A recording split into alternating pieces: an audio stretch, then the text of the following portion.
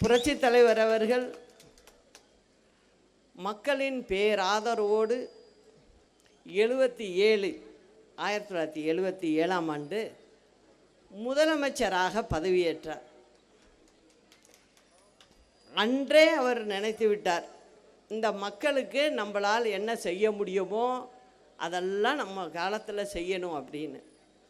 அவர் இந்த இயக்கத்தை ஆரம்பித்த போது கூட பார்த்திங்கன்னா மக்களுக்கான இயக்கமாக தான் புரட்சி தலைவர் இந்த அனைத்து இந்திய அண்ணா திராவிட முன்னேற்றக் கழகத்தை தோற்றுவித்தார்.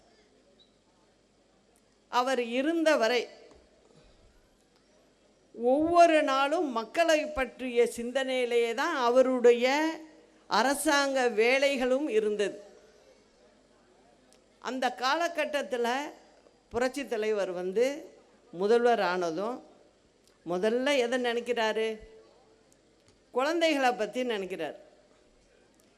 சின்ன வயசில் ஒரு 5-6 வயசுக்குள்ளே தான் உங்களுக்கு ஊட்டச்சத்துகள் குழந்தைகளுக்கு அதிகம் கொடுத்தாதான் மூளை வளர்ச்சி நன்றாக இருக்கும்.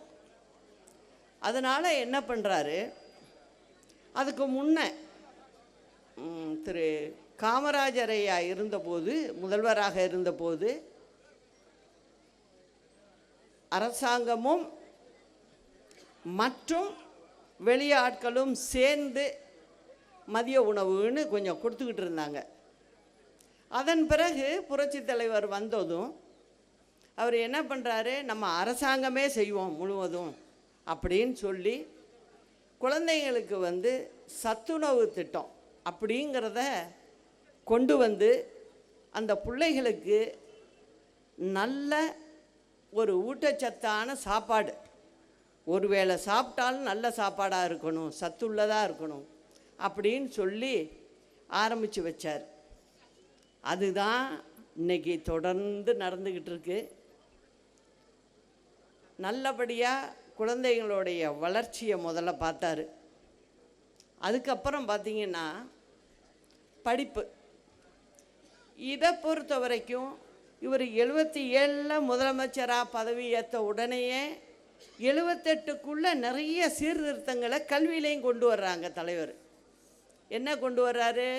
எல்லாத்தையும் சுற்றி யோசித்து பார்த்திங்கன்னா அந்த கிராமப்புறங்களை சுற்றியே இருக்கும் அவருடைய திட்டங்கள் எல்லாமே.